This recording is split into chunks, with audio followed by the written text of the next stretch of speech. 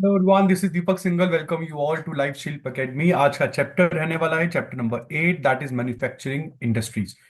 Chapter थोड़ा बड़ा होने वाला है बेटा, बट हम कोशिश करेंगे चैप्टर को टाइमली कवर करें। कुछ इंपॉर्टेंट एस्पेक्ट है इस कंप्लीट चैप्टर के जो आपको समझने हैं। आइए शुरू करते हैं। सबसे पहले ये चैप्टर बात करता है मैन्युफैक्चरिंग होता क्या है, जो कि हम लोग पढ़ चुके हैं कि सर सेकेंडरी सेक्टर की एक्टिविटी है जब किसी प्राइमरी प्रोडक्ट का या किसी रॉ मटेरियल का शेप बदल दिया जाए उसको किसी ऐसे प्रोडक्ट में कन्वर्ट कर दिया जाए कि लोग जो है वो उसको यूज कर पाए। इसको हम लोग मैन्युफैक्चरिंग कहते हैं। तो मैन्युफैक्चरिंग इंडस्ट्रीज किसी भी इकोनॉमी को बूस्ट अप करने में काफी बड़ा रोल प्ले करती है। क्यों? क्योंकि ये फिनिश्ड गुड्स जो होते हैं, जैसे ब्रेड्स, जैसे क्लोथ्स, बुक्स, फैंस, कार्स, ये सब चीजें मैन्युफैक्चरिंग इंडस्ट्री से ही तो आपको मिलती है। मैन्युफैक्चरिंग इंडस्ट्री ना हो तो आपको एम्प्लॉयमेंट भी ना मिले। एम्प्लॉयमेंट जनरेशन में बहुत बड़ा रोल इनका होता है। इंडिया की, किसी भी कंट्री की टोटल नेशनल इनकम में भी इनका बहुत बड़ा कंट्रीब्यूशन होता है। आइए बात करते हैं मैन्युफैक्चरिंग इंडस्ट्रीज की कितनी टाइप्स होती हैं। बहुत सारी टाइप्स में हम लोग मैन्युफैक्चरिंग इंडस्ट्रीज को डिवाइड करते हैं, जैसे साइज, कैपिटल और लेबर।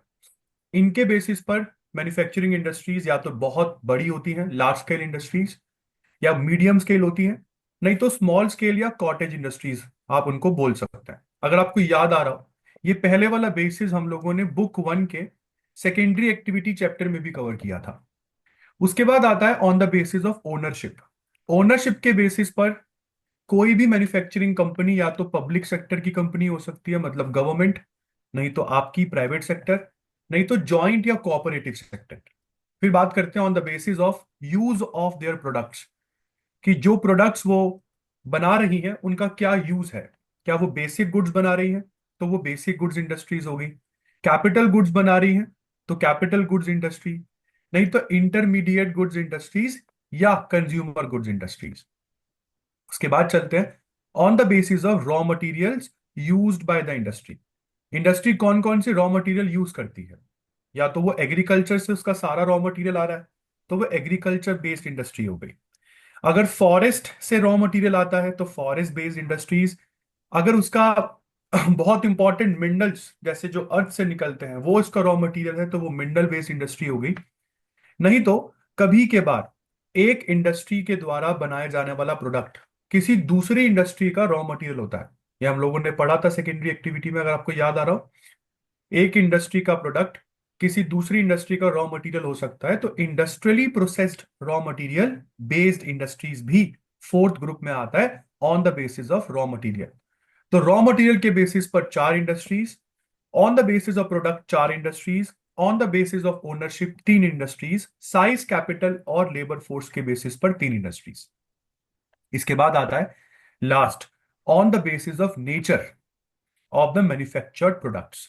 मतलब नेचर, मैं on the basis of products की बात नहीं कर रहा हूं, पहले था on the basis of use of their products. अब हम बात कर रहे हैं on the basis of nature of the products. Nature मतलब कैसे प्रोडक्ट्स बना रही है। अगर मेटल मेटल ज्यादा निकल रहे हैं, जैसे आयरन स्टील इंडस्ट्रीज है, तो वो मेटलर्जिकल इंडस्ट्रीज में आएगा। मैकेनिकल सामान ज्यादा बना रहा है, इंजीनियरिंग सामान ज्यादा बना रहा है, तो मैकेनिकल इंजीनियरिंग इंडस्ट्रीज हो गई। केमिकल प्रोड्यूस कर रही है वो इंडस्ट्री, तो वो केमिकल एंड एलाइड इंडस्ट्रीज हो जाती है। कपड़ा वगैरह बना रही है तो टेक्सटाइल इंडस्ट्री। खाने को प्रोसेस कर रही है ताकि उस खाने की शेल्फ लाइफ बढ़ाई जा सके, खाने को पैक कर रही है तो food processing industry. Electricity generate कर रही है तो इलेक्ट्रिसिटी जनरेशन इंडस्ट्री। इलेक्ट्रॉनिक्स नहीं तो कम्युनिकेशन इंडस्ट्री भी हो सकती है on the basis of nature of manufactured products. चलिए जी। तो ये जनरली आपके चैप्टर में 5 तरीके की मैन्युफैक्चरिंग इंडस्ट्रीज हम लोगों ने पढ़ी। मैं एक बार दोबारा रिपीट कर रहा हूँ। साइज, कैपिटल, लेबर के बेसिस पे लार्ज स्केल, स्मॉल स्केल या medium scale industries. Small scale industries को कॉटेज भी कहते हैं। On the basis of ownership public sector, private sector और जॉइंट या कोऑपरेटिव सेक्टर इंडस्ट्री। प्रोडक्ट्स के यूज के बेसिस पर consumer based industry, basic goods industry, capital goods industry, intermediate goods industry. Raw material के basis पर agriculture based industry, industrially processed raw material based industry, forest based industry या mineral based industry. और on the basis of nature of product में metallurgical industry, engineering manufacturing industry, sorry engineering mechanical industry, chemical allied industry, textile industry, food processing industry, electricity generation industry, electronics industry या communication industry.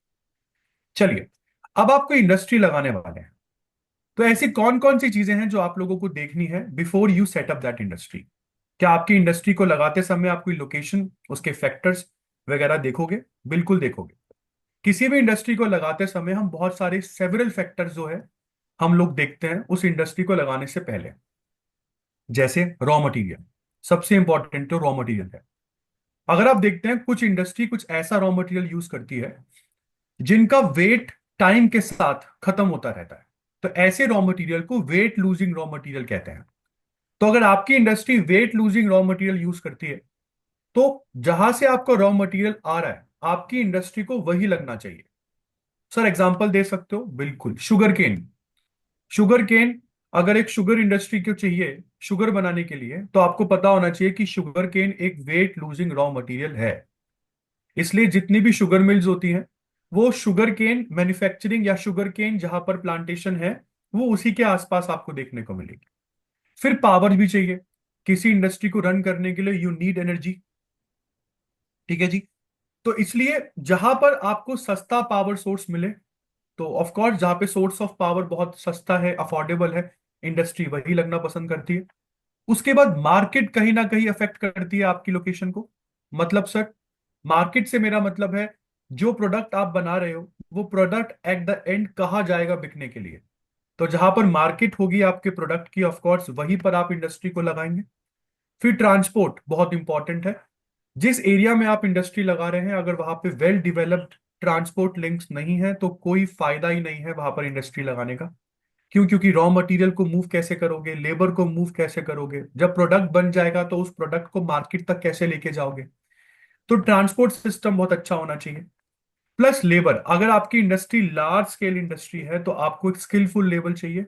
हम लोगों ने secondary activity में पढ़ा था, large scale industries के लिए स्किल्ड लेबर चाहिए होती है। मीडियम स्केल इंडस्ट्री के लिए भी आपको सेमी स्किल्ड तो लेबर चाहिए ही ना। तो कुछ पढ़ी लिखी लेबर भी आपको चाहिए इंडस्ट्री चलाने के लिए, नहीं तो इंडस्ट्री तो वो सारा मतलब उसका बंटा बिठा देंगे। तो स्किलफुल लेबर कहाँ मिलेगी, किस एरिया में मिलेगी, उसके हिसाब से आपको इंडस्ट्री सेटअप करनी होगी। तो इन टोटल 5 बड़े फैक्टर्स हैं जो आपकी इंडस्ट्री की लोकेशन को डिसाइड करता है। Raw material, power, market, transport और लेबर। अब इंडिया की कुछ मेजर इंडस्ट्रीज के बारे में आपका चैप्टर बात करता है। जैसे सबसे पहले तो Tata, sorry, iron and steel industry. ये बात मैंने आपको पहले भी बताई थी कि आयरन स्टील इंडस्ट्री किसी भी कंट्री की बेसिक इंडस्ट्री है। बिल्कुल। अगर हम इसका मैन्युफैक्चर्ड प्रोडक्ट देखें, फिनिश गुड्स देखें, तो फिनिश गुड्स में बहुत भारी गुड ये प्रोड्यूस करता है, तो इसको हम हैवी इंडस्ट्री कह सकते हैं। But iron and steel industry किसी भी इकोनॉमी के इंडस्ट्रियल डेवलपमेंट के लिए बहुत बेसिक चीजें हैं। क्योंकि अगर आपको कल को कोई भी इंडस्ट्रियल सेटअप इंडिया में बनाना है, मतलब कोई भी अगर आपको इंडस्ट्री सेटअप करनी है, तो सबसे पहले सर आपको मतलब उसका ढांचा, आयरन और स्टील तो आपको चाहिए ही चाहिए। तो सारी इंडस्ट्रीज हेविली डिपेंडेंट है आयरन और स्टील इंडस्ट्री पर अपनी बेसिक इंफ्रास्ट्रक्चर के लिए। तो जो इस इंडस्ट्री में रॉ मटेरियल यूज होता है वो हम लोगों ने चैप्टर नंबर 7 में भी पढ़ा था। मैग्नीज, अगर आपको याद आ रहा हो, आयरन और स्मेल्टिंग में यूज होता है। तो आयरन और manganese, cooking coal, limestone, dolomite, fire clay, ये कुछ इंपॉर्टेंट रॉ मटेरियल है।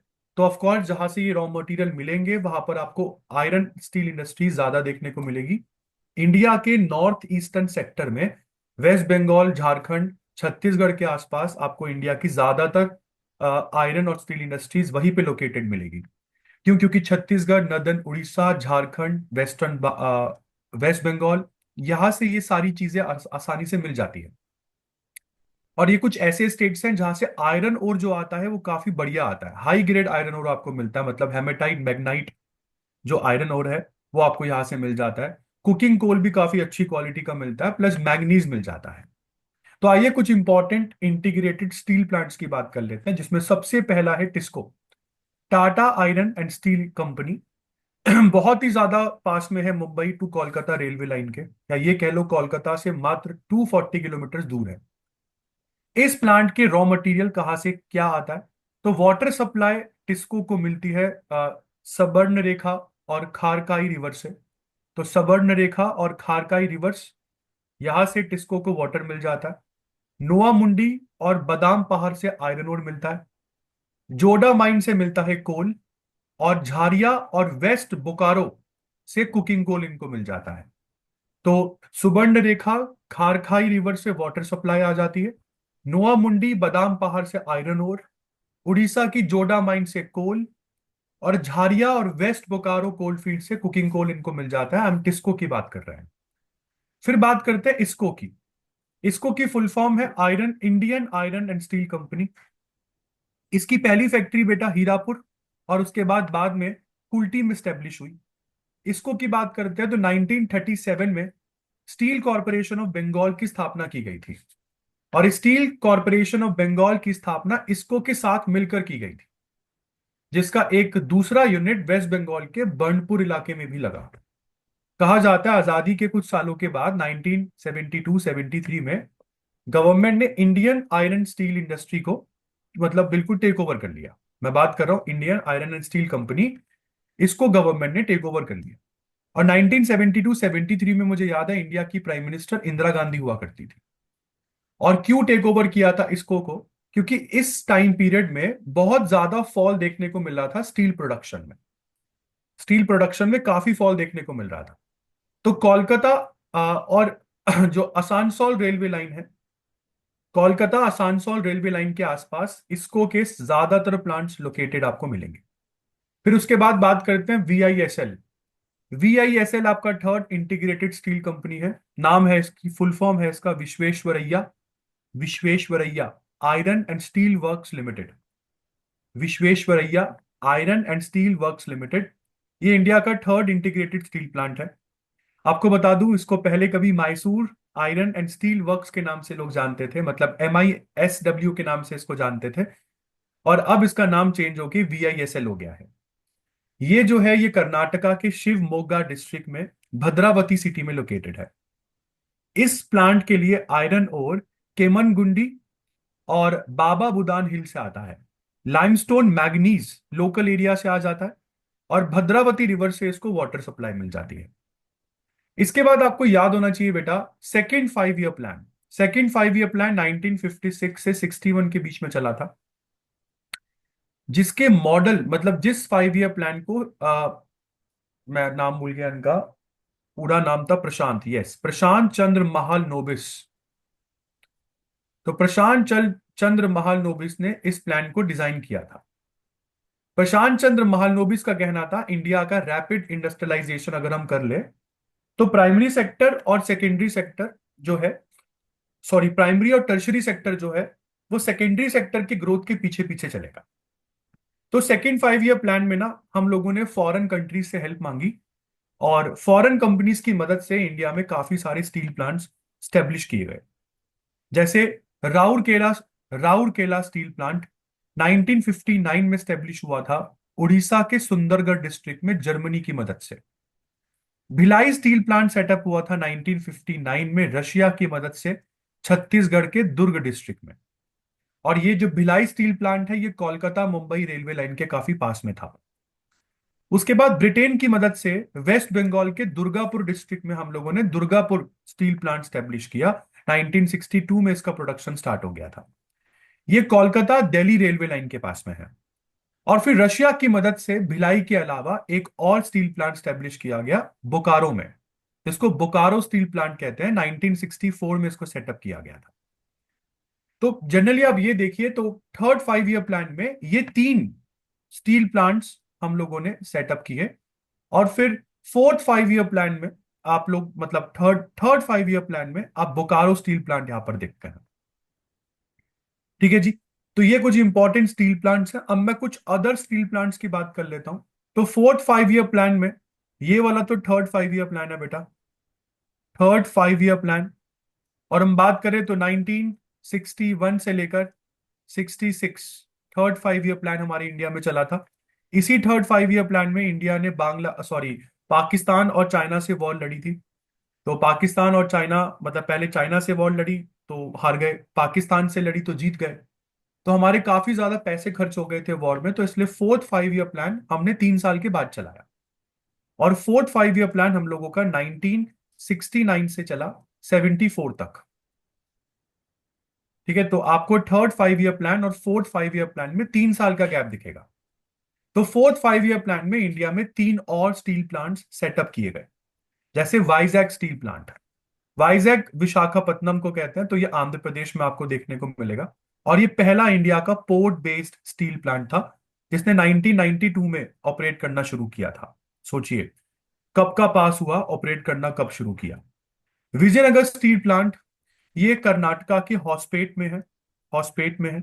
और इसको डेवलप किया गया था बिना किसी फॉरेन हेल्प से, तो इंडिजिनस टेक्नोलॉजी का यूज किया हम लोगों ने विजयनगर स्टील प्लांट को स्टेब्लिश करने के लिए। उसके बाद तमिलनाडु में Salam steel plant, Salam steel plant 1982 में कमीशन कर दिया गया था बेटा।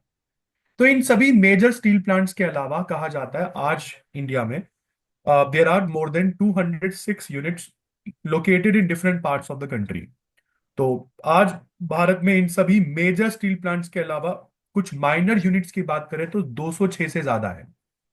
और ज्यादातर इन यूनिट्स में स्क्रैप आयरन रॉ मटेरियल की तरह यूज होता है। स्क्रैप आयरन मतलब आयरन और नहीं लेते ये लोग, जो आयरन फेंक दिया जाता है मतलब उसी को रिसाइकल कर देते हैं, तो स्क्रैप आयरन का यूज करते हैं ये लोग।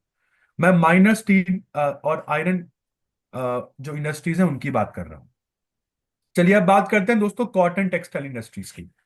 कॉटन टेक्सटाइल इंडस्ट्री इंडिया की एक बहुत ट्रेडिशनल इंडस्ट्रीज में से एक है। एंशंट और मेडिवल टाइम से चल रही थी।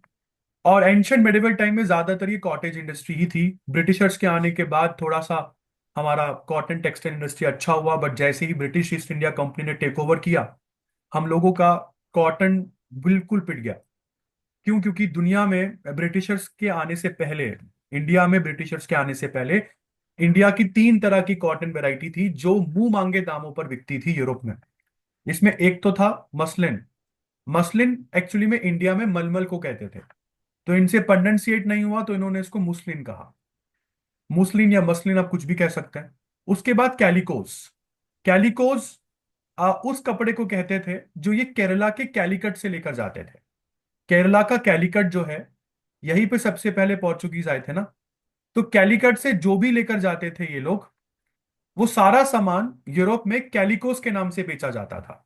जैसे आप आज कोई आ, मतलब मान के चलो कि आपकी कोई शॉप है, और उस शॉप में बिकने वाला हर सामान आप ब्रिटेन से खरीद के लाए हैं, तो आप बोलेंगे ना कि ये देखिए मैडम ब्रिटिश सूट, ये देखिए मैडम ब्रिटिश चाय पत्ती।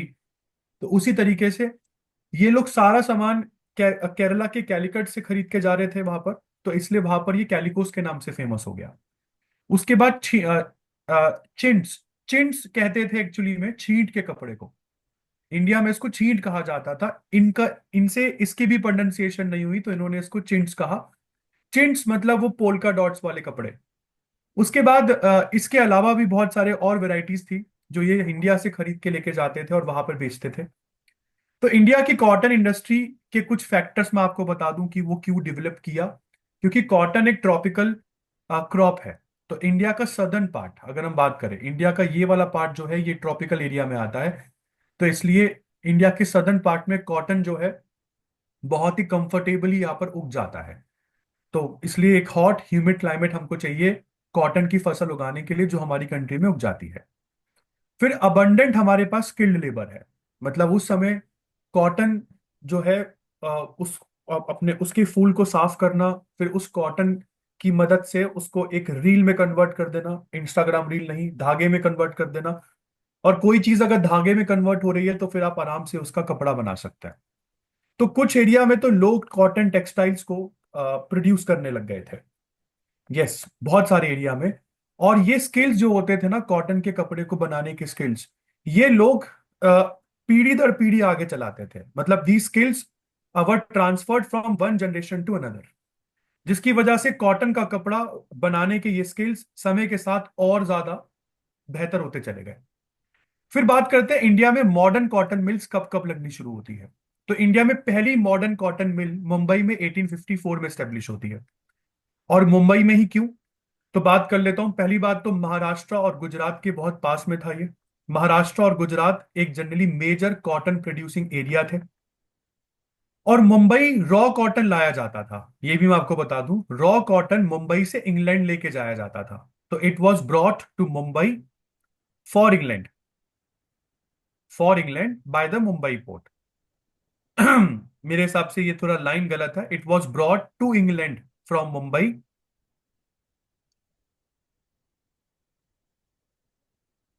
It was brought to England from Mumbai by Mumbai port. तो मुंबई पोर्ट से ही ब्रिटिशर्स जो थे वो कॉटन का रॉ मटेरियल इंग्लैंड लेके जाते थे। इसलिए मुंबई में रॉ मटेरियल की कमी नहीं थी, रॉ कॉटन की कमी नहीं थी। मुंबई फिनेंशियल कैपिटल है, देश की फिनेंशियल सेंटर भी था उस समय। इसलिए इंडस्ट्री यहाँ पर पहले से ही मतलब इंडस्ट्री को स्टार्ट करने के लिए पैसे की कमी यहाँ पर नहीं थी, तो कैपिटल अवेलेबल था। एक बहुत बड़ा टाउन था, जिसकी वजह से एम्प्लॉयमेंट अपॉर्चुनिटीज जनरेट हो पाई, जिसने काफी सारे लेबर को अट्रैक्ट किया। इसलिए चीप और अबंडेंट लेबर भी मुंबई में अवेलेबल थी, जो कॉटन इंडस्ट्री को चाहिए होती है। उसके बाद जो मशीनरी चाहिए थी कॉटन क्लोथ बनाने के लिए, क्योंकि मैं कॉटन मिल्स की बात कर रहा हूं, तो वो मशीनरी हम लोगों ने इंग्लैंड से इंपोर्ट कर ली थी। तो 1854 में पहली मॉडर्न मिल मुंबई में लगी, और उसके बाद अगर आप देखते हैं शाहपुर और कैलिको मिल करके दो मिल्स और लगी अहमदाबाद में। और 1947 आते आते इंडिया में मॉडर्न मिल्स कहाँ 1854 में एक थी, और वो बढ़कर 423 हो जाती है। इसके बाद कॉटन टेक्सटाइल इंडस्ट्री की अगर हम बात करते हैं, तो कॉटन टेक्सटाइल इंडस्ट्री ऑर्गेनाइज्ड और अनऑर्गेनाइज्ड सेक्टर दोनों में कैसे चलती है, आइए बात करते हैं। पहली बात तो ये कॉटन टेक्सटाइल इंडस्ट्री में दोनों सेक्टर्स में लगा सकता हूं। अनऑर्गेनाइज सेक्टर में जो कपड़ा है वो हैंडलूम्स में और पावर लूम्स में प्रोड्यूस किया जाता है। या तो हाथों से खादी बना लेते हैं, नहीं तो उसी हाथों वाले चरखे में छोटी सी मोटर लगा देते हैं, जिसको पावर लूम कह लो।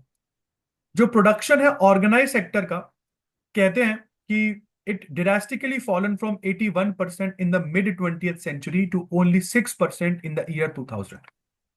कहा तो दुनिया में 81% कॉटन इंडिया से बनकर बिकता था, और कहा सन 2000 में, मतलब मिड 20th सेंचुरी 1950 की बात कर रहा हूं मैं, 1950 तक 81% कॉटन इंडिया से जाता था, और कहा सन 2000 में ये 81% हमारा जो कंट्रीब्यूशन है वो केवल 6% रह जाता है। तो कैन यू इमेजिन कि ब्रिटिशर्स ने हम लोगों का कितना बड़ा नुकसान किया था।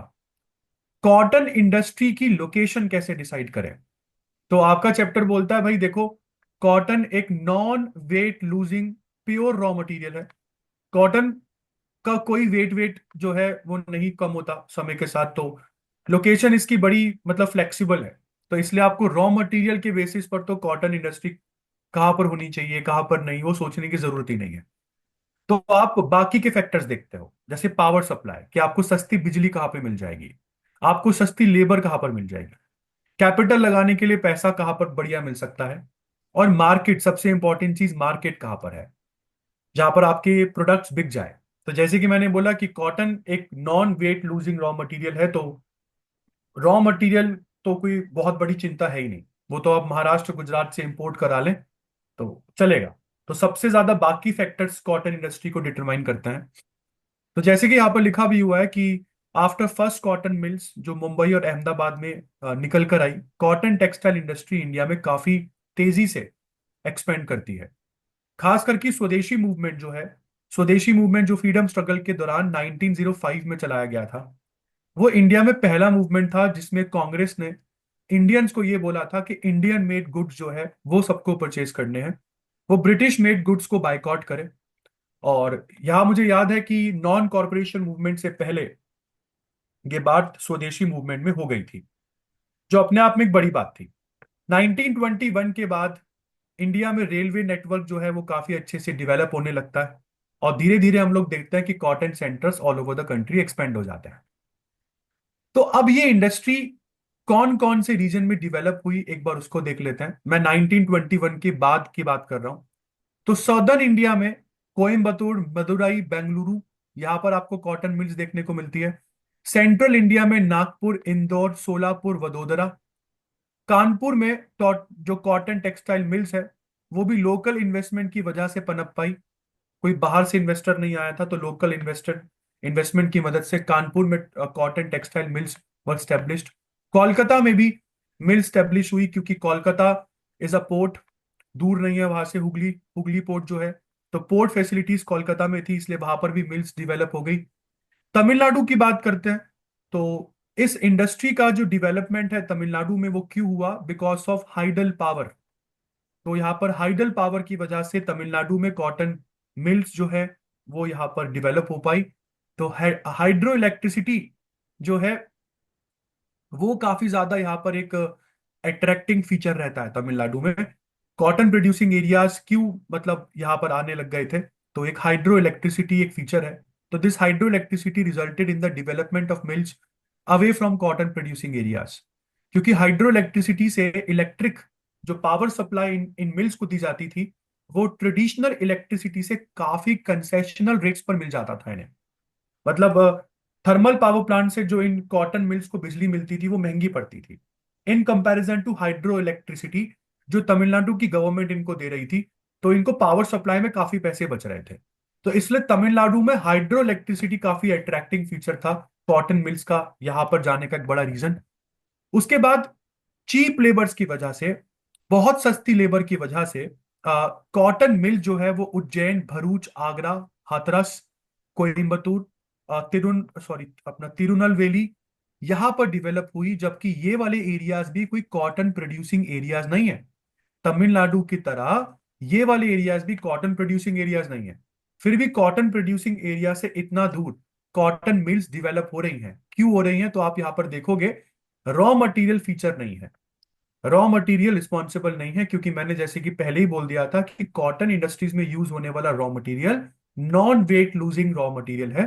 तो आपको बाकी सब चीजों को ज्यादा फोकस करना पड़ता है। कॉटन टेक्सटाइल इंडस्ट्रीज के डिस्ट्रीब्यूशन की बात कर लेते हैं। तो कॉटन टेक्सटाइल इंडस्ट्री जो है आज के डेट में इंडिया के हर मेजर स्टेट में आप लोगों को देखने को मिलेगी, जहां पर एक या एक से ज्यादा जो लोकेशन है या फैक्टर है जहां पर फेवरेबल होते हैं वहां पर हमें कॉटन टेक्सटाइल इंडस्ट्रीज देखने को मिली जाती है। जैसे over the period of time आपका चैप्टर बोलता है कि रॉ मटेरियल का importance in the location of industry was replaced by the factors such as availability of markets, power and cheap labor। तो ये तो हम लोगों ने पिछले वाले स्लाइड में देखा ही कि अब रॉ मटेरियल एक बहुत इंपॉर्टेंट चीज नहीं थी। रॉ मटेरियल से ज्यादा कॉटन टेक्सटाइल जो मिल्स के फाउंडर है उनको ये लग रहा है कि मार्केट कहाँ पर अच्छी मिल जाएगी, पावर और चीप लेबर कहाँ पे मिल जाएगी। तो वो सारे फैक्टर्स जो है वो कॉटन मिल्स के लोकेशन को डिसाइड करने लग गए थे। कॉटन सेंटर्स जो कॉटन टेक्सटाइल इंडस्ट्रीज के हैं वो अहमदाबाद, भिवांडी, शोलापुर, कोल्हापुर, नागपुर, इंदौर, उज्जैन है। और ये काफी ट्रेडिशनल सेंटर्स हैं जो कि कॉटन प्रोड्यूसिंग एरिया के आसपास ही आपको आज की डेट में देखने को मिलेंगे। महाराष्ट्र, गुजरात, तमिलनाडु आज की डेट में ये तीनों स्टेट्स कॉटन प्रोड्यूशन मतलब कॉटन प्रोडक्शन में लीडिंग स्टेट्स माने जाते हैं। इनके अलावा वेस्ट बंगाल, यूपी, कर्नाटका, पंजाब भी कुछ कम नहीं है। ये लोग भी कॉटन टेक्सटाइल प्रोड्यूसर्स हैं, अच्छे खासे हैं। तमिलनाडु की बात कर लेते हैं। तो तमिलनाडु में आज कॉटन मिल सबसे ज्यादा क्यों मिलती है ये हमने पीछे पीछे भी पढ़ लिया था। हाइड्रो इलेक्ट्रिसिटी की वजह से यहाँ पर सबसे ज्यादा अट्रैक्टिव फीचर था। मतलब मिल ओनर्स को लग रहा है कि यहाँ पर सस्ती बिजली मिल रही है तो आइए यहीं पर चलते हैं। यहाँ पे ज्यादा जो मोस्ट ऑफ कॉटन मिल्स है वो यहाँ पर यार्न प्रोड्यूस करती है, ना कि क्लोथ। तो तमिलनाडु में जो कॉटन मिल्स है वो यार्न का प्रोडक्शन करती है, क्लोथ का प्रोडक्शन नहीं। तमिलनाडु के कोयम्बतूर कोयम्बतूर रीजन में ही टोटल तमिलनाडु की कॉटन मिल्स का 50% तो केवल कोयम्बतूर में देखने को मिलेगा। और तमिलनाडु की other important centres cotton mills के, उसमें चेन्नई, मदुरई, तिरुनेलवेली, तूतीकोरिन, तांजावुर, रामनाथापुरम और सालेम, ये कुछ अदर इलाके हैं तमिलनाडु के जहां पर कॉटन मिल्स हैं। मतलब 50% से ज्यादा कॉटन मिल तो कोयम्बतूर में ही देखने को मिल जाएगी आपको। उसके बाद अगर हम कर्नाटका की बात करते हैं तो कर्नाटका में बेंगलुरु, हुबाली, देवंगेरे देवनगेरे, बल्लारी, मैसूर, ये कुछ इंपॉर्टेंट सेंटर है कर्नाटका के जहां पर कॉटन प्रोड्यूसिंग मिल्स आपको यहां पर देखने को मिल जाएगी। और ये सारे एरिया जनरली कर्नाटका के नॉर्थ ईस्टर्न स्टेट में देखने को मिलेंगे। मतलब north eastern part of Karnataka में आपको ये सारे इलाके ज्यादा वहीं पर मिलेंगे। उसके बाद कॉटन टेक्सटाइल इंडस्ट्री जो है वो तेलंगाना रीजन में भी डेवलप हुई। और तेलंगाना रीजन के इंपॉर्टेंट सेंटर्स है हैदराबाद, सिकंदराबाद, रांगल, ये कुछ इंपॉर्टेंट इलाके हैं तेलंगाना के। और आंध्र प्रदेश में गुंटूर, तो यहाँ पर कॉटन मिल्स या कॉटन प्रोड्यूसिंग मिल्स आपको यहाँ पर देखने को मिल जाएगी। उसके बाद वेस्ट बंगाल के वेस्टर्न पार्ट में आपको कॉटन मिल्स देखने को मिल जाएगी, जिसमें कानपुर एक बहुत बड़ा सेंटर है कॉटन टेक्सटाइल का। और कानपुर तो सेंटर भी है चिकन के कपड़े का, चिकन वो जो उभरा उभरा सा एम्ब्रॉयडरी वर्क है उसके लिए। कानपुर के अलावा आगरा, मोदी नगर, सहारनपुर, लखनऊ और हाथरस, ये कुछ इंपॉर्टेंट सेंटर्स है यूपी के जहां पर कॉटन मिल्स आपको देखने को मिल जाएगी। वेस्ट बंगाल में Kolkata, Srirampur, Howrah, Shyamnagar, some of the important centres are these. और कॉटन क्लोथ का प्रोडक्शन अगर हम बात करते हैं इंडिपेंडेंस से लेके आज तक, तो इंडिपेंडेंस से लेके आज तक ऑलमोस्ट 5 गुना ज्यादा हम लोगों ने कॉटन का प्रोडक्शन इंडिया में बढ़ा लिया है। बट अब सबसे इंपॉर्टेंट चीज ये है कि कॉटन टेक्सटाइल इंडस्ट्री को आज की डेट में बहुत टफ कंपटीशन मिल रहा है सिंथेटिक कपड़े से, सिंथेटिक क्लोथ से। और धीरे धीरे जो मार्केट है, 1 मिनट देना बेटा जी, तो धीरे धीरे जो मार्केट है वो कॉटन कपड़े से सिंथेटिक क्लोथ की तरफ बढ़ती हुई जा रही है। इसके बाद हम शुगर इंडस्ट्री की बात करते हैं। तो शुगर इंडस्ट्री दूसरी बहुत इंपॉर्टेंट इंडस्ट्री है, एग्रो बेस्ड इंडस्ट्री है कॉटन के बाद।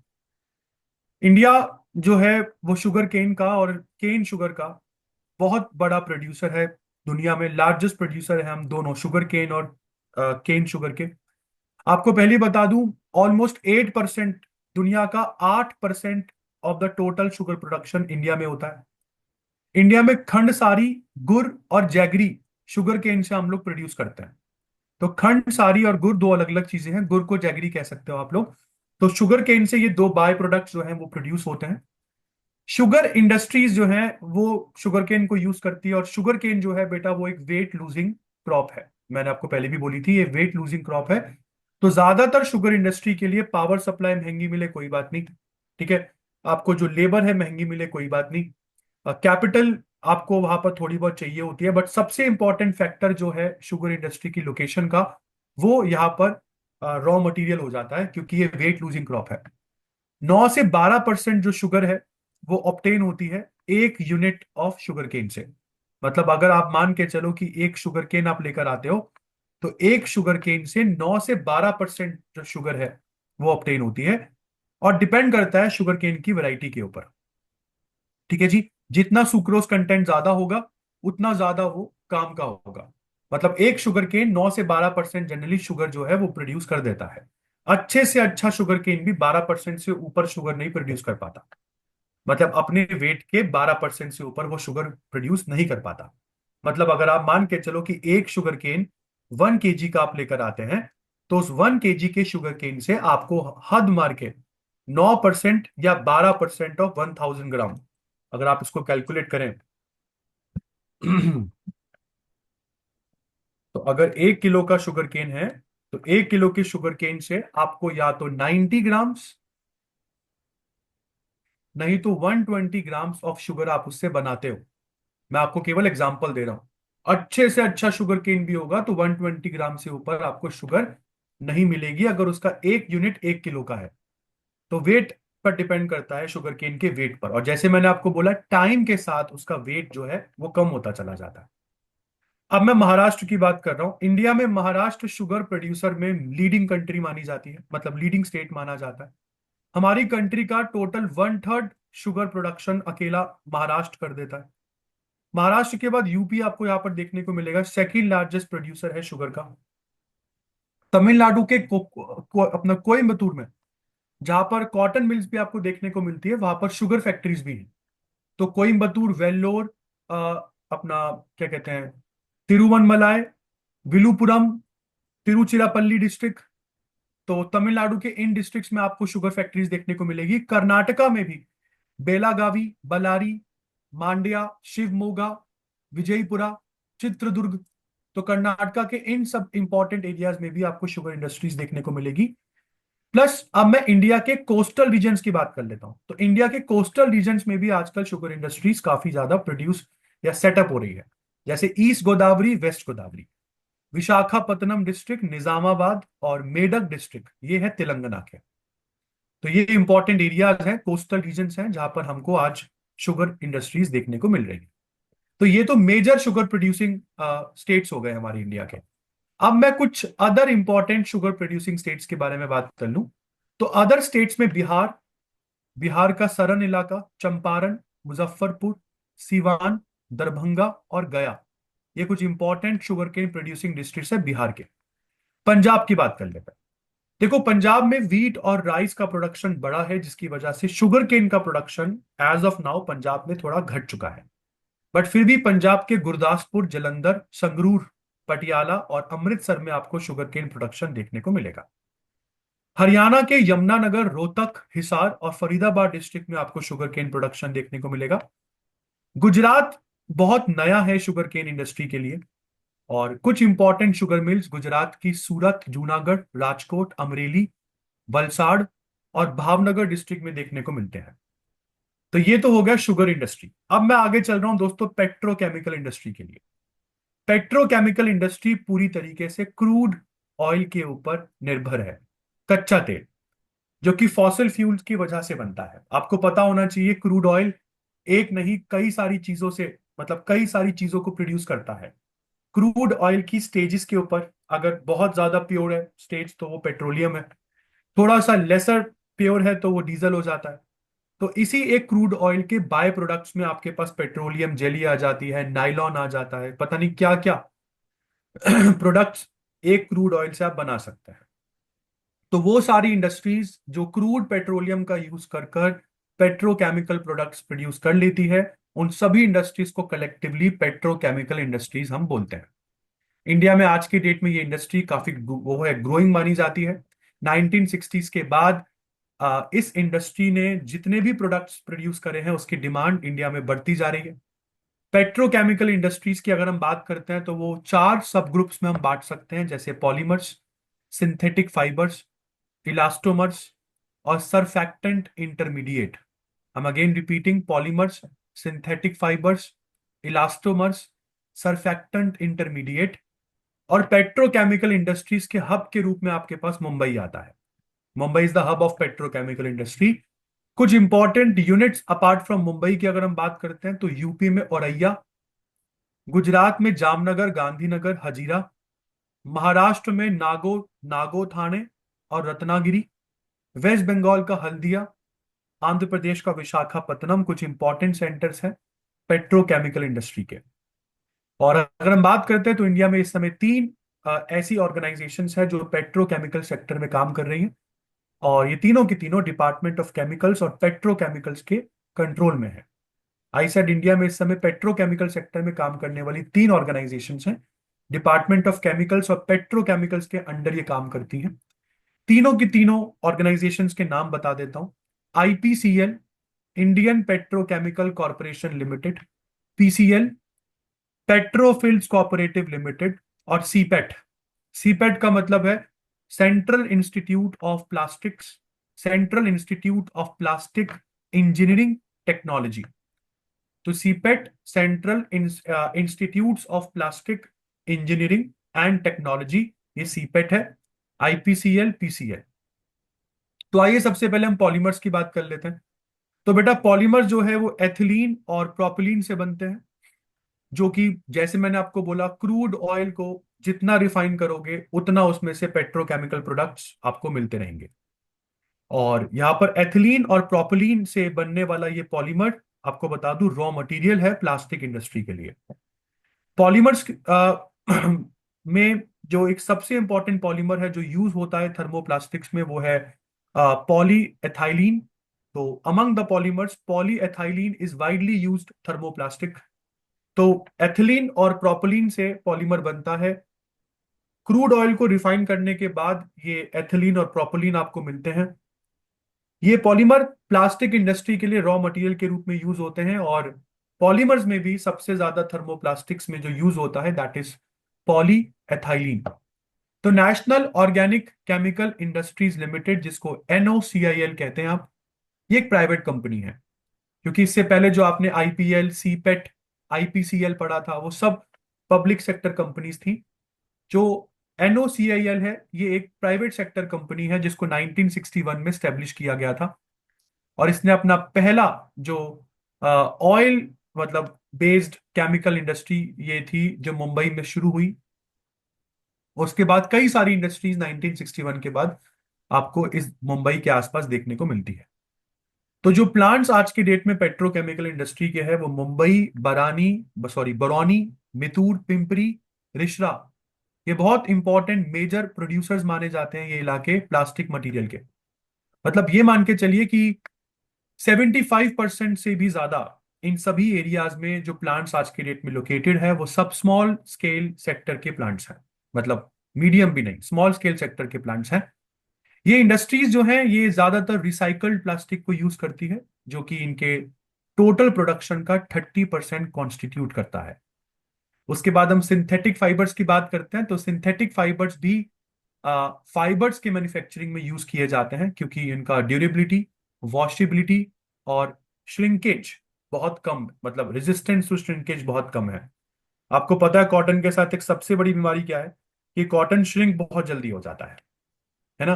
तो इनका ड्यूरेबिलिटी, वॉशेबिलिटी, रेजिस्टेंस, मतलब अपना resistance to shrinkage synthetic fibres का बहुत कम है। इसलिए आजकल इनका डिमांड बहुत ज्यादा बढ़ रहा है। स्पोर्ट्स इंडस्ट्री में तो सिंथेटिक फाइबर ही यूज होने लग गए हैं आजकल।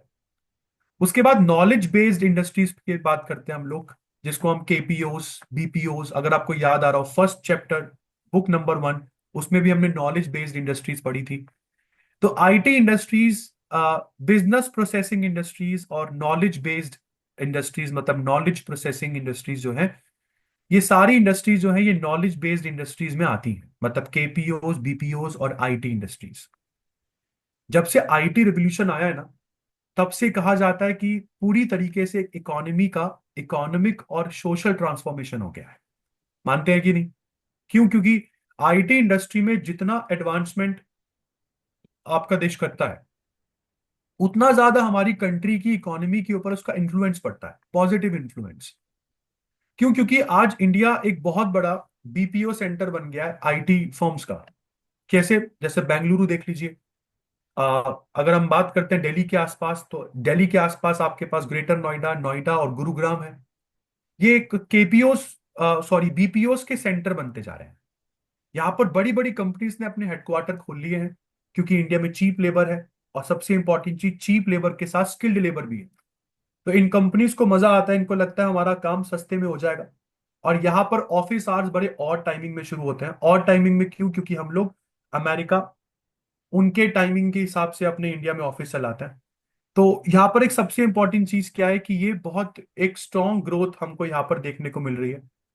इंडियन सॉफ्टवेयर इंडस्ट्री जो है वो सभी सेक्टर्स, इंडियन इकोनॉमी के सभी सेक्टर्स की बात करते हैं, तो सभी सेक्टर्स में सबसे फास्टेस्ट ग्रोइंग सेक्टर इसको माना जाता है।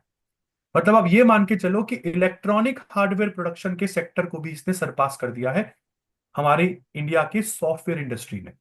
मतलब आईटी, विप्रो, टीसीएस, ये कुछ बहुत बड़ी बड़ी आईटी कंपनीज हैं, जो इंडिया नहीं, इंडिया के बाहर अमेरिका जैसी जो कंट्रीज हैं उनको भी सर्विसेज प्रोवाइड करवा रहे हैं हम लोग। तो छोटी बात तो नहीं है। फिर दोस्तों 1991 में इंडिया में एक नई इंडस्ट्रियल पॉलिसी इंट्रोड्यूस की जाती है। अगर आपको पता हो तो ये वो ईयर था जब डॉक्टर मनमोहन सिंह इंडिया के फाइनेंस मिनिस्टर थे। हमारी कंट्री डिफॉल्ट करने ही वाली थी, बट डॉक्टर मनमोहन सिंह जी के रिफॉर्म्स ने बचा लिया हमें। तो इंडिया के में इंडस्ट्रियल डेवलपमेंट को एनकरेज करने के लिए न्यू इंडस्ट्रियल पॉलिसी 1991 को लाया गया था, जिसके ऑब्जेक्टिव्स क्या थे, कि इंडस्ट्री को इंडिया में लिबरलाइज्ड एनवायरनमेंट मिलेगा। लिबरलाइज्ड एनवायरनमेंट का मतलब क्या है, कि कोई रेगुलेशंस उन पर नहीं लगेंगी। जैसे लाइसेंस दिखाओ, पहले हमको लाइसेंस, मतलब लाइसेंसिंग सिस्टम इंडिया में बहुत स्ट्रांग होता था। कंट्रोल मेजर्स बहुत ज्यादा लिए जाते थे, कंपनीज को फ्रीली काम नहीं करने दिया जाता था। फिर उसके बाद इस इंडस्ट्री में कहा गया, इस पॉलिसी में कहा गया स्मॉल स्केल सेक्टर को पूरा सपोर्ट मिलेगा। ठीक है जी। इसके साथ साथ ये बोलता है कि पब्लिक एंटरप्राइसेस जो भी है, मतलब जो सरकारी कंपनीज हैं, उनकी कॉम्पिटेटिवनेस बढ़ाई जाएगी। और जितना भी उनके लॉस वगैरह है उसको कम करने की कोशिश करेंगे। जितने भी बैकवर्ड एरियाज हैं, जो कंपनी बैकवर्ड एरियाज में जाकर अपना कंपनी सेटअप करेगी, इंडिया के बैकवर्ड एरियाज में रहने वाले लोगों को एम्प्लॉयमेंट बांटेगी, उन कंपनीज को न्यू इंडस्ट्रियल पॉलिसी ने कहा कि हम इंसेंटिव देंगे ताकि ज्यादा से ज्यादा कंपनीज इंडिया के बैकवर्ड एरियाज में लगे। जितनी लगेंगी उतना ज्यादा बैकवर्ड एरियाज में एम्प्लॉयमेंट पहुंचेगा। उसके बाद इस पॉलिसी में यह भी बोला गया कि इंडिया का रैपिड इंडस्ट्रियल डेवलपमेंट करेंगे और इंडियन इंडस्ट्रीज को, इंडिया में लगने वाली इंडस्ट्रीज को एक बहुत ही कॉम्पिटेटिव एनवायरनमेंट देंगे। इसके बाद ये बात करता है कि पब्लिक एंटरप्राइजेस, जैसे कि मैंने ये ऊपर वाला पॉइंट यहाँ पे रिपीट हो गया दोबारा गलती से। अब कौन कौन से मेजर्स न्यू इंडस्ट्रियल पॉलिसी में लिए गए? सबसे पहले तो हम लोगों ने ये लाइसेंसिंग सिस्टम को पूरी तरीके से अबॉलिश कर दिया। आपको जानकर बड़ा शॉकिंग लगेगा, एक कंपनी को हम इंडिया में महीनों महीनों वेट करवाते थे, लाइसेंस नहीं देते। फॉरेन टेक्नोलॉजी या फॉरेन कंपनी को तो आने ही नहीं देते, क्योंकि वो ब्रिटिश ईस्ट इंडिया कंपनी ने जो हमारे साथ किया उससे एक डर पैदा हो गया था इंडिया में कि कोई फॉरेन कंपनी आकर दोबारा से हमको गुलाम ना बना ले। तो फॉरेन टेक्नोलॉजी की फ्री एंट्री यहां पर कर दी। फॉरेन इन्वेस्टमेंट की पॉलिसी थी, एक तरीके से फॉरेन डायरेक्ट इन्वेस्टमेंट को हमने एनकरेज किया। कैपिटल मार्केट के एक्सेस को बढ़ाया। इंडिया को एक ओपन मार्केट बनाया ट्रेड के लिए, जो पहले क्लोज मार्केट थी। और जितना भी मैन्युफैक्चरिंग प्रोग्राम है, फेज्ड मैन्युफैक्चरिंग प्रोग्राम, उसको पूरी तरीके से अबॉलिश कर दिया हम लोगों ने। एक इंडस्ट्रियल लोकेशन प्रोग्राम इंडिया में शुरू किया गया जो बहुत ही लिबरलाइज था। तो इस तरीके से न्यू इंडस्ट्रियल पॉलिसी ने ऑफ कोर्स इंडिया में काम तो किया, इंडिया का इंडस्ट्रियल डेवलपमेंट तो बढ़ाया।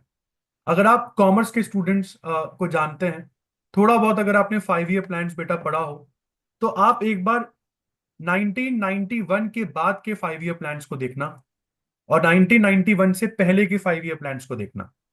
1991 अपने आप में एक एरा हो गया है, क्योंकि 1991 के बाद इंडिया का जीडीपी कभी 6% से नीचे नहीं आया, 6% से ऊपर ही रहा। 6.5%, 7%, 7.2%, इवन 7.8, 7.9%। और इससे पहले इंडिया का जीडीपी 5%, 4.5%, 5.5% ऐसे चलता था। तो न्यू इंडस्ट्रियल पॉलिसी के दोस्तों तीन बहुत इंपॉर्टेंट डायमेंशंस रखे गए। पहला लिबरलाइजेशन, दूसरा प्राइवेटाइजेशन और तीसरा ग्लोबलाइजेशन। जैसे मैंने आपको बोला, लिबरलाइजेशन का मतलब है कि गवर्नमेंट रिस्ट्रिक्शंस को कम से कम कर देंगे। कोई भी गवर्नमेंट रिस्ट्रिक्शंस इंडस्ट्रियल सेक्टर पर नहीं लगेंगी। लाइसेंसिंग सिस्टम को पूरी तरीके से अबॉलिश कर देंगे। It will be abolished for all the industries, मगर except for 6 industries which are related to security, strategic और एनवायरमेंटल कंसर्न्स। देखो, लाइसेंस हम लोगों ने वैसे आप लोगों के लिए पूरी तरीके से हटा दिया है, बट फिर भी सिक्योरिटी और एनवायरमेंटल कंसर्न्स वाले जो लाइसेंस हैं वो आपको लेने पड़ेंगे। देखो यार, इतना तो आप भी थोड़ा कोऑपरेट करो ना। फालतू के वैसे हमने लाइसेंसिंग सिस्टम आपके लिए हटा दिए हैं, बट सिक्योरिटी एनवायरमेंटल कंसर्न से रिलेटेड लाइसेंसिंग आपको फॉलो करना पड़ेगा। प्राइवेटाइजेशन हम लोगों ने यहाँ पर सेकंड डायमेंशन रखा। प्राइवेटाइजेशन का मतलब इंडिया के बहुत सारे सेक्टर्स हम लोगों ने खोल दिए जहां पर हम डायरेक्ट फॉरेन डायरेक्ट इन्वेस्टमेंट को अलाउ करने लगे। मतलब आप कोई भी प्राइवेट कंपनी फॉरेन की इंडिया की किसी किसी सेक्टर में पैसा लगा सकती थी। तो प्राइवेट इन्वेस्टर्स हमारी इकोनॉमी में आ सकते थे, कंपनी इंडियन कंपनी को परचेज कर सकते थे या अपनी कंपनी को इंडिया में खोल सकते थे। तो प्राइवेटाइजेशन से ये हुआ। ग्लोबलाइजेशन, इसका थर्ड डायमेंशन रखा इस इंडस्ट्रियल पॉलिसी का। ग्लोबलाइजेशन बहुत इंपॉर्टेंट है। क्यों? क्योंकि ग्लोबलाइजेशन से हमारी इकोनॉमी दुनिया की इकोनॉमी के साथ कनेक्ट हो गई। अब दुनिया के जो गुड्स और सर्विसेज थे जो दुनिया के आम देशों में आपको मिला करते थे, वो इंडिया में भी अब अवेलेबल हुए। इंडिया से बाहर और बाहर से इंडिया में फ्री फ्लो होने लगा गुड्स एंड सर्विसेज का, लेबर का, कैपिटल का। मतलब एक देश से दूसरे देश जाना आसान हो गया। जो लेबर का, कैपिटल मंगवाना या गुड्स एंड सर्विसेज, सब चीजें बहुत आसानी से मूव करने लगी। तो ये न्यू इंडस्ट्रियल पॉलिसी 1991 के तीन डायमेंशंस रहे। अब बात करते हैं दोस्तों इंडिया में इंडस्ट्रियल रीजन्स के बारे में। ये तो सभी को पता है कि इंडिया में इंडस्ट्रीज इवनली डिस्ट्रीब्यूटेड तो है नहीं। क्यों? क्योंकि इंडस्ट्रीज का ज्यादातर जो जमावड़ा है वो वहीं पर होता है जहां पर उनको फेवरेबल कंडीशंस लगती हैं। जैसे जियोग्राफिकल, पॉलिटिकल, इकोनॉमिक और सोशल, ये सारे फैक्टर्स अगर कंपनी के या इंडस्ट्री के फेवर में है तो वहां पर आपको इंडस्ट्री ज्यादा देखने को मिलेंगी। उसके बाद यहां पर कहा गया है कि कुछ डायमेंशंस हैं। देर आर सम डायमेंशंस जिसको यूज कर कर आप आइडेंटिफाई कर सकते हैं इंडस्ट्रीज के क्लस्टरिंग को, जहां पर बहुत सारी इंडस्ट्रीज हैं। जैसे अगर किसी एरिया में आपको इंडस्ट्रियल यूनिट्स काफी सारी दिखे तो समझ जाना कि वो इंडस्ट्रियल क्लस्टर है। जहां पर आपको इंडस्ट्रियल वर्कर्स बहुत ज्यादा दिखे, जहां पर आपको पावर क्वांटम ज्यादा यूज होता हुआ दिखे, समझ जाना वो इंडस्ट्रियल क्लस्टर है। टोटल इंडस्ट्रियल आउटपुट और वैल्यू एडेड बाय मैन्युफैक्चरिंग, ये कुछ इंपॉर्टेंट डायमेंशंस हैं, जिस इंपॉर्टेंट डायमेंशंस को अपन यूज कर कर क्लस्टरिंग ऑफ इंडस्ट्रीज को आइडेंटिफाई कर सकते हैं। फिर इंडिया में जैसे कि मैंने आपको बताया कि इंडस्ट्रीज जो हैं उनकी लोकेशन बहुत सारे फैक्टर्स पर डिपेंड करती है। अब आपका चैप्टर आपको लेके चलता है इंडिया का इंडस्ट्रियल लैंडस्केप जो है, वो तीन मेन कैटेगरीज में उसको डिवाइड करता है। सबसे पहला यहां पर आ जाता है मेजर इंडस्ट्रियल रीजन्स, बड़े बड़े इंडस्ट्रीज कहाँ कहाँ पर लोकेटेड है। तो मुंबई पुणे, हुगली, बेंगलुरु तमिलनाडु, गुजरात, छोटा नागपुर, विशाखापत्तनम गुंटूर, गुरुग्राम दिल्ली मेरठ, कोल्लम तिरुवनंतपुरम। तो ये वो कुछ इंपॉर्टेंट रीजन्स हैं जहां पर इंडिया की मेजर इंडस्ट्रीज लोकेटेड है।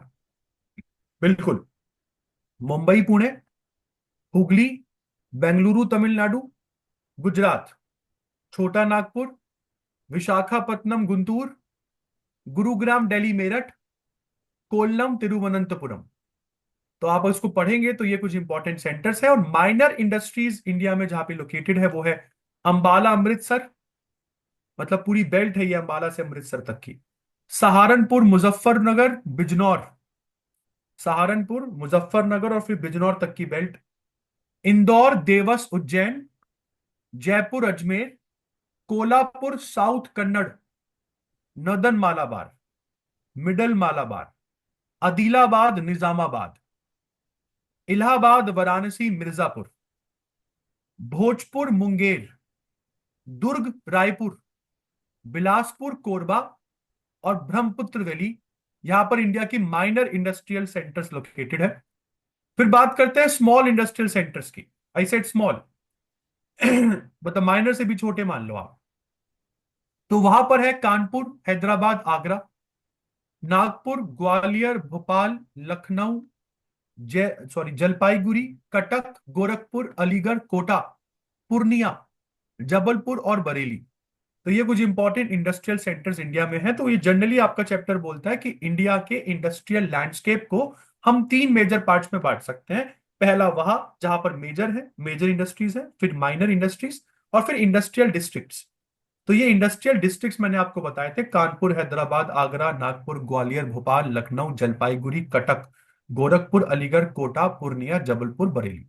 और जहां जहां मैंने पॉज लिया है वो एक बेल्ट है बेटा। जैसे मैंने आपको बेल्ट बताई थी मुंबई पुणे, पॉज, तो ये मुंबई पुणे एक बेल्ट है। फिर मैंने आपको बताया हुगली, तो हुगली अपने आप में एक पूरी बेल्ट है। फिर मैंने बोला बेंगलुरु तमिलनाडु, तो बेंगलुरु से तमिलनाडु तक के इलाके में आपको मेजर इंडस्ट्रियल रीजन्स देखने को मिलेंगे। इसमें कुछ इंपॉर्टेंट इंडस्ट्रियल लोकेशंस के बारे में आपका चैप्टर बात कर रहा है, जैसे Hooghly industrial region. Hooghly industrial region बेटा वेस्ट बंगाल में हुगली रिवर के पास में है। तो ये हुगली रिवर जो है ये जहां जहां से जा रही है वहां वहां पर आपको इंडस्ट्रियल सेंटर्स वेस्ट बंगाल में देखने को मिलेंगे। तो ये रीजन बांसबेरिया, बांसबेरिया से लेकर बिरला नगर तक का है। तो मतलब ये समझ लो कि बांसबेरिया से बिरला नगर तक का ये पूरी बेल्ट 100 किलोमीटर के आसपास की तो होगी। तो ये बांसबेरिया से लेकर बिरला नगर तक वेस्ट बंगाल में हुगली रिवर के आसपास का इंडस्ट्रियल कॉरिडोर है, जो 100 किलोमीटर के आसपास है। और यहाँ पर जो इंडस्ट्रीज है वो ज्यादातर मेदिनीपुर, कोलकाता, होरा, यहां पर डेवलप हो चुकी है। मतलब यहीं पर आपको कोर इंडस्ट्रियल रीजन इस बेल्ट का दिखेगा। तो बांसबेरिया से बिरला नगर में जो ये 100 किलोमीटर का पूरा बेल्ट है, इसमें ज्यादातर जो कोर इंडस्ट्रियल रीजन है वो मेदिनीपुर है और कोलकाता, होरा है। तो कोलकाता, होरा और मेदिनीपुर। इसके बाद बात करते हैं बेंगलुरु चेन्नई इंडस्ट्रियल रीजन जो है। देखो यार, बेंगलुरु कर्नाटका में, चेन्नई आपके पास तमिलनाडु में। तो ज्यादातर तो ये इंडस्ट्रियल कॉरिडोर तमिलनाडु में है, एक्सेप्ट विलुपुरम। तो विलुपुरम छोड़ दो, तो ज्यादातर जितना भी इस कॉरिडोर का डिस्ट्रिक्ट है वो आपको तमिलनाडु में देखने को मिलेगा। 1960s तक कहा जाता है कि इंडस्ट्रीज जो है वो कर्नाटका के बेंगलुरु, तमिलनाडु के सालेम और मदुरई डिस्ट्रिक्ट तक ही हुआ करती थी 1960s में। बट धीरे धीरे अगर आप देखते हैं तो इंडस्ट्रीज बहुत जगह फैली। और इस रीजन की खास बात यह है कि ये रीजन जो है ना, बेंगलुरु चेन्नई इंडस्ट्रियल रीजन, ये कोल फील्ड से काफी दूर है। और इस रीजन का जो वो था डिपेंडेंट, मतलब यहाँ पे जो इस रीजन का डेवलपमेंट था वो केवल पाईकारा हाइड्रो इलेक्ट्रिक प्लांट की वजह से मतलब संभव हो पाया। हमने पहले भी पढ़ा था कि सर ये तमिलनाडु रीजन में हाइड्रो इलेक्ट्रिसिटी एक काफी अट्रैक्टिव फीचर रहा है, मतलब मिल के लिए भी, कॉटन मिल्स के लिए भी। और इसलिए यहाँ पर ये पाइकारा हाइड्रो इलेक्ट्रिक प्लांट जो 1932 में बन चुका था, उसकी वजह से यहाँ पर इंडस्ट्रीज काफी ज्यादा आती है। और जैसे कि हम लोगों ने पहले भी पढ़ा है कि इस तमिलनाडु रीजन में, खास करके कोयम्बतूर में, तो कॉटन ग्रोइंग एरिया काफी ज्यादा है, तो कॉटन इंडस्ट्री यहाँ पे डेवलप पहले हो चुकी थी, उसकी देखा देखी और इंडस्ट्रीज भी यहाँ पे डेवलप हुई। तो कॉटन मिल्स के साथ साथ लूम इंडस्ट्री भी यहाँ पर काफी रैपिडली डेवलप हुई, और कुछ इंडस्ट्रीज जो है वो बेंगलुरु में उसके बाद कन्वर्ज होने लग गई। तो ये बेंगलुरु चेन्नई इंडस्ट्रियल रीजन की कहानी है। फिर हम गुजरात इंडस्ट्रियल रीजन के बारे में बात कर लेते हैं, क्योंकि मैं इंडस्ट्रियल लैंडस्केप को ही खोल के पढ़ा रहा हूं बेटा। गुजरात इंडस्ट्रियल रीजन की अगर हम बात करते हैं तो यहाँ पर जो इस रीजन का कोर जो है वो अहमदाबाद वडोदरा के बीच में आपको देखने को मिलेगा। तो अहमदाबाद से वडोदरा रीजन के बीच में इस रीजन का कोर आपको देखने को मिलेगा। ये रीजन जो है ये वलसाड़, सूरत और जामनगर तक भी फैला हुआ है। ये पूरा की पूरा कोर रीजन जो है, इंडस्ट्रियल स्ट्रक्चर यहाँ पर अब काफी ज्यादा मतलब डाइवर्सिफाइड हो चुके हैं। क्योंकि इंपॉर्टेंट इंडस्ट्री यहाँ पर अब कोई एक नहीं है। गुजरात इंडस्ट्रियल रीजन में टेक्सटाइल के साथ साथ petrochemical, heavy basic industry, basic chemical industry, motor tractor industry, diesel engine, textile machineries, engineering, pharmaceuticals, dice, pesticides, sugar, dairy products, food processing, क्या क्या नहीं आजकल गुजरात इंडस्ट्रियल कॉरिडोर में प्रोड्यूस हो रहा है। और इसी इंडस्ट्रियल कॉरिडोर में दुनिया की सबसे बड़ी पेट्रोलियम रिफाइनरी जामनगर रिफाइनरी, जो मुकेश अंबानी जी के पास है, वो भी यहां पर आपको लोकेटेड दिखेगी। कुछ इंपॉर्टेंट इंडस्ट्रियल सेंटर्स की बात करते हैं तो अहमदाबाद, वडोदरा, भरूच, कोयाली, आनंद खेड़ा, सुरेंद्र नगर, राजकोट, सूरत, वलसाड़, जामनगर, ये कुछ इंपॉर्टेंट सेंटर्स हैं गुजरात इंडस्ट्रियल रीजन के। फिर छोटा नागपुर चलते हैं, झारखंड। तो छोटा नागपुर रीजन झारखंड, नदन उड़ीसा, वेस्ट बंगाल, इस पूरे में फैला हुआ है। ये रीजन जो है ये मेटलर्जिकल इंडस्ट्रीज के लिए काफी फेमस है। यहाँ पर आपको 6 बड़ी बड़ी इंटीग्रेटेड आयरन स्टील प्लांट्स देखने को मिल जाएंगे, जिसके बारे में हमने पढ़ लिया है। जैसे जमशेदपुर, जिसको हम टाटा नगर कहते हैं, तो टिस्को यहीं पर है। बंडपुर, कुल्टी, दुर्गापुर, बोकारो, राउरकेला, ये सब छोटा नागपुर रीजन में आते हैं। फिर विशाखापत्तनम गुंटूर रीजन की बात करते हैं। विशाखापत्तनम गुंटूर रीजन विशाखापत्तनम डिस्ट्रिक्ट से लेकर कुर्नूल पर और प्रकाशम डिस्ट्रिक्ट तक फैला हुआ है। और फिर आपके पास सबसे इंपॉर्टेंट गुरुग्राम, दिल्ली, मेरठ रीजन आ जाता है। आपको बता दूं ये गुरुग्राम, दिल्ली, मेरठ रीजन जो है ये पूरा रीजन लाइट और मार्केट ओरिएंटेड है। मतलब यहां पर जिस तरह की इंडस्ट्रीज आपको देखने को मिलेंगी वो सारी इंडस्ट्रीज हैवी नहीं है, लाइट इंडस्ट्रीज आपको इस बेल्ट में देखने को मिलेंगी, और ज्यादातर मार्केट ओरिएंटेड इंडस्ट्रीज ही दिखती हैं। ये सारी इंडस्ट्रीज जो गुरुग्राम, दिल्ली, मेरठ रीजन में है, ये पावर, रिसोर्सेज और मिनरल से काफी दूर है ना। बट फिर भी इस सेक्टर में, इस रीजन में इंडस्ट्रीज काफी फास्टर मतलब रेट से ग्रो कर रही है। यहाँ पर मेजर इंडस्ट्रीज में इलेक्ट्रॉनिक्स, लाइट इंजीनियरिंग और इलेक्ट्रिकल गुड्स इंडस्ट्री आपको देखने को मिलेंगी। Cotton, woollen, synthetic fibres, fabrics, hosiery, sugar, cement, machine tools, tractor, cycle, agricultural implements, chemical, वनस्पति इंडस्ट्रीज, ये भी बहुत बड़े लेवल पर डेवलप हो चुकी हैं गुरुग्राम, दिल्ली, मेरठ बेल्ट में। और इसी बेल्ट के साउथ में अगर आप देखें तो आगरा मथुरा बेल्ट दिखेगी आपको। तो आगरा मथुरा इंडस्ट्रियल एरिया ये काफी ज्यादा स्पेशलाइज्ड है ग्लास प्रोडक्ट्स और लेदर प्रोडक्ट्स में। मथुरा तो खैर मतलब गढ़ माना जाता है पेट्रोकेमिकल कॉम्प्लेक्स का, क्योंकि मथुरा में ऑयल रिफाइनरी है। सॉफ्टवेयर इंडस्ट्री भी काफी डेवलप हो रही है मथुरा आगरा की बेल्ट में, जबकि गुरुग्राम, दिल्ली, मेरठ में तो ऑलरेडी बहुत ज्यादा डेवलप्ड है सॉफ्टवेयर और आईटी सेक्टर। तो important industrial sector Gurugram, Delhi, Meerut belt में कौन कौन से है? गुरुग्राम, दिल्ली, शादरा, फरीदाबाद, मेरठ, मोदीनगर, गाजियाबाद, अंबाला, आगरा और मथुरा, ये कुछ इंपॉर्टेंट सेंटर्स माने जाते हैं इस पूरी बेल्ट में। और फिर आपके चैप्टर का लास्ट बेल्ट आता है कोल्लम, तिरुवनंतपुरम रीजन। अगर हम बात करते हैं तो देखो मिर्नल बेल्ट ऑफ इंडिया से काफी दूर है ये रीजन। बहुत दूर है। तो agricultural products, processing industry, market oriented light industries ही इस एरिया में प्रीडोमिनेट करती हैं। तो मिनरल बेस्ड इंडस्ट्रीज तो नहीं दिखेंगी आपको। Agricultural industry, market oriented light weight industries ही आपको इस रीजन में ज्यादा देखने को मिलेगी। यहां पर पेट्रोलियम रिफाइनरी आपको देखने को मिलेगी कोच्चि में। तो कोच्चि में पेट्रोलियम रिफाइनरी की वजह से कुछ नई इंडस्ट्रीज इस रीजन के आसपास डेवलप हुई हैं। Of course petrochemically. कुछ इंपॉर्टेंट इंडस्ट्रियल सेंटर्स इस पूरी की पूरी रीजन में आते हैं: तिरुवनंतपुरम, कोल्लम, अलवाई, एर्नाकुलम, अलुवा, अ, कोच्चि, पुनालुर और अलापुजा। तो ये कुछ इंपॉर्टेंट डिस्ट्रिक्ट्स है इस बेल्ट के, जहां पर हमें कुछ इंपॉर्टेंट इंडस्ट्रीज देखने को मिलती हैं। कुछ इंपॉर्टेंट इंडस्ट्रीज में यहाँ पर कॉटन टेक्सटाइल देखो, again cotton textile agro based industry है, शुगर एग्रो बेस्ड है, रबर एग्रो बेस्ड है, मैच बॉक्स भी एग्रो बेस्ड है। ग्लास और केमिकल फर्टिलाइजर्स अगर हम बात करते हैं तो इसको छोड़ दिया जाए, इसमें फिश बेस्ड इंडस्ट्री भी एक मैराइन इंडस्ट्री हो गया। तो food processing, paper, coconut, coconut coir products, aluminium, cement, ज्यादातर आपको ये इंडस्ट्रीज कोल्लम तिरुवनंतपुरम रीजन की इस बेल्ट में देखने को मिलेगी। और इसके साथ ही चैप्टर हो जाता है खत्म। तो as I told you, chapter थोड़ा सा बड़ा था, बट आई होप आपको समझ में आया होगा। The chapter is all about manufacturing industries. बहुत बहुत इंपॉर्टेंट चैप्टर है आपके सीयूईटी के लिए बेटा। डोमेन के काफी क्वेश्चंस, आपको 4 से 5 क्वेश्चन आपको इस एक चैप्टर से देखने को मिल जाते हैं, क्योंकि बच्चों पता होता है एग्जामिनर को कि कोई इतने सारे इंडस्ट्रियल लैंडस्केप पढ़कर एग्जाम में नहीं बैठने वाला है।